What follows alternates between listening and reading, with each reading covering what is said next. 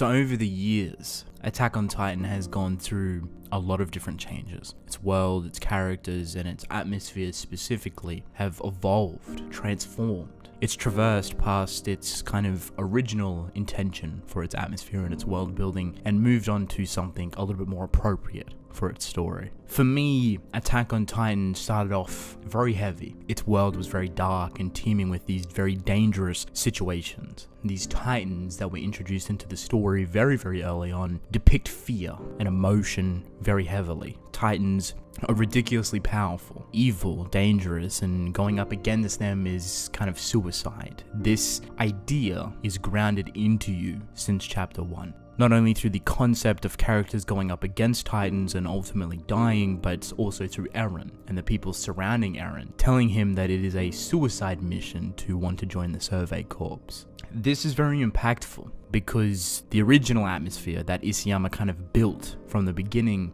was surrounding the fear of titans. We as readers are meant to be scared. We are so unknown to this idea of titans. Where do they come from? Why do they exist? Why are they so powerful and strong? Why do they have the shape that they do? All of the questions that we had towards it helps build a more terrifying picture, which helps push the narrative in a more impactful way. It carries a lot more weight for Eren's decision, with him joining the Survey Corps, with him ultimately attaining the Attack Titan. Even then, the perception of titans and the fear towards them is still there, but it shifts ever so slightly. This is kind of the first time throughout the story that we see a different perspective of titans, with a little bit of political nature sprinkled over the top.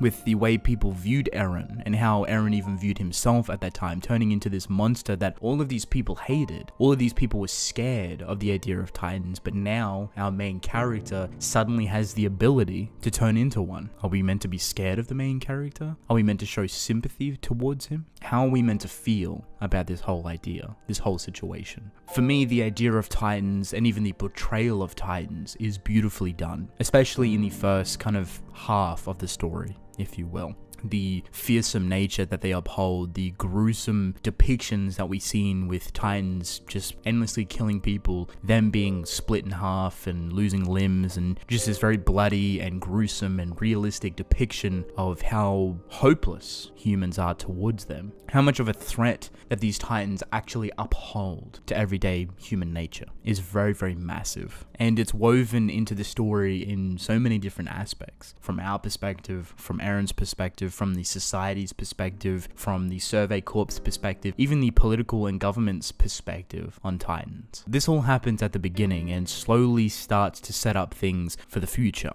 Titans won't always be feared the way they are. Humans won't be as hopeless towards them. Humans will start to thrive and overcome and overpower these said titans. Eren was the first big step towards it, and with a bit of time with his abilities and him understanding it, there was a glimmer of hope. Even though he turned into this monstrosity of a being which everyone was so unsure of, they slowly started to use him as a beacon, as that glimmer of hope to equal out the strength disparity between titans and humans. Technically have a titan on our side now, so we can potentially go toe to toe with these titans just roaming around, and we can fix everything. We have a powerhouse of our own. As you can see, with the power scaling starting to creep up more and more, the depiction of titans, random titans specifically, and the fear towards them starts to trickle away. No longer do we realistically feel scared towards titans, and no longer do we have this hopeless feeling towards trying to attack them. We have hope now. We have a bit of power. This is a very big traversal period in introducing a brand new atmosphere for the story. If I were to kind of split up Attack on Titan in a couple of different parts, it'd be three. First would be the fear of titans and its atmosphere towards it. The second would be a kind of interlocking of atmospheres, slowly starting to introduce new elements, starting to fizzle out the fear of titans, and then slowly pushing everything into a political nature. And then the third part would be full-blown political,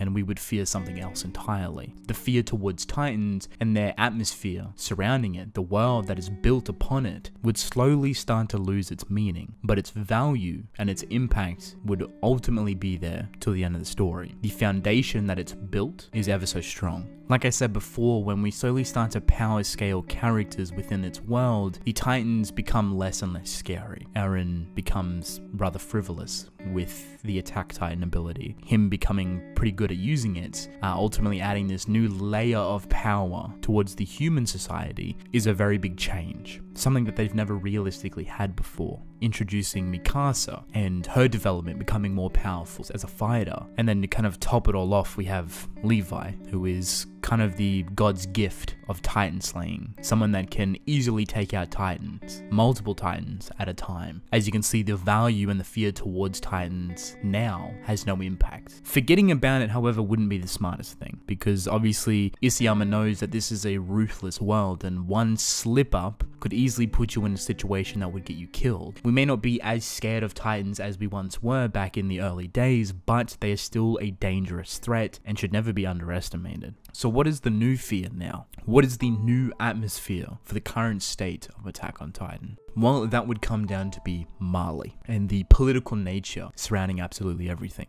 Funny enough, a lot of authors cannot pull something like this off. Having a story like Attack on Titan suddenly jump into very heavy politics and a racial warfare is very difficult to do. A lot of authors would struggle to be able to pull this off successfully, but Isayama has done an incredible job in trickling the politics over time and it becoming more fruitful and gaining a lot of impact and weight surrounding it. So when we actually dive into the racial warfare stuff, when we start to understand and learn about the history of Titans, where everything started, where everything comes from, who is Marley, how do they feel towards Eldia, what is the history there, it's not jarring. If anything, it's very cohesively well done. It doesn't feel like it's just been implemented for the sake of introducing a political warfare arc. No, it seems like it's been there since day one, and it has been. The fear now is of humans, and it actually wraps in a pretty realistic feeling. Being scared of other humans instead of Titans now. Who is the real monster of the story? Are Titans the real monster of the story, or would it be more appropriate to say that humans are the real monster of the story? Humans that want power, humans that are greedy, humans that want to rule over different races because of a long-lasting war in history between them, because of different ideologies. If you were to start off the story like this, there would realistically be no impact there. You'd have to slowly build it up with time.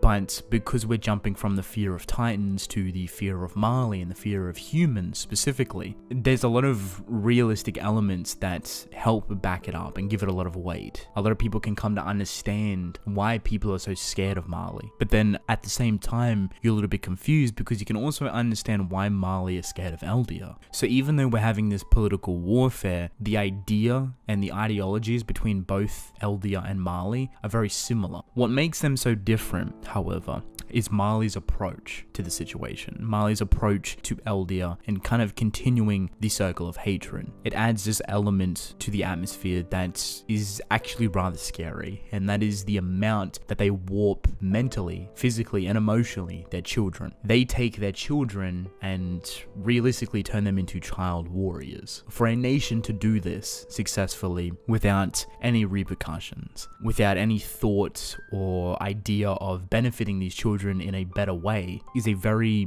detrimental thing. It's a very realistic thing in today's society, but at the same time, it's very scary because when you see these children like Gabby, like Falco, they're so broken to the idea of hating Eldia. That's all that's ever been drilled into them. They hate Eldians, they hate the race, they hate everything that Eldia stands for. But realistically, they don't know the kind of full outstanding situation that's going on. When you think about the circle of hatred, the children of Marley continue it, and then they continue it on to the next lot of children, and they continue it on the next lot. And as you can see, it's just a repetitive cycle of manipulating the younger generation of children, the youths of this generation, to hate a specific race. Try and turn them into soldiers so they can obtain power and demolish their enemies. When you compare this side by side with Attack on Titan's story and its beginning bit, the fear of Titans and the destruction of them, wanting to kill them all, wanting to understand them, to where we are now with the political nature, the child warriors, and the racial warfare with everything in between, they are completely two different atmospheres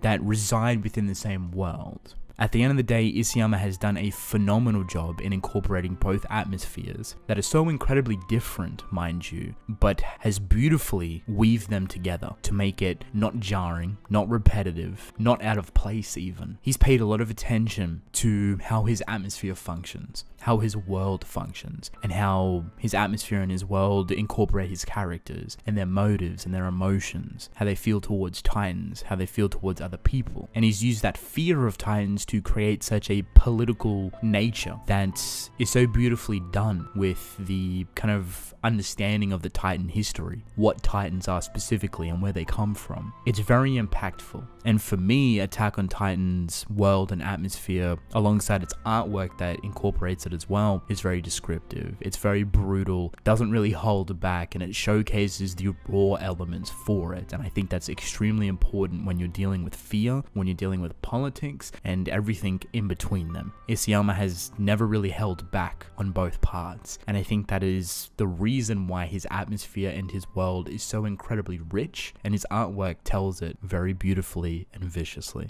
So with that being said, that is basically it. I've looked at Attack on Titan's first chapter. By the time this video goes up, I should have uploaded the mind of a certain character, and now I'm looking at the world and the atmosphere specifically. If you haven't noticed a pattern of my videos, this may be something new. Going back exploring chapter 1, talking about characters' minds specifically from a different perspective, and now the atmosphere of said series. If you have other series that you would like for me to talk about to this extent regarding their atmosphere alone, please let me know. I'd be interested to hear what other series you guys would like for me to talk about. But I'm actually going to end the video here. I hope you guys enjoyed, and I will see you in the next one. Goodbye.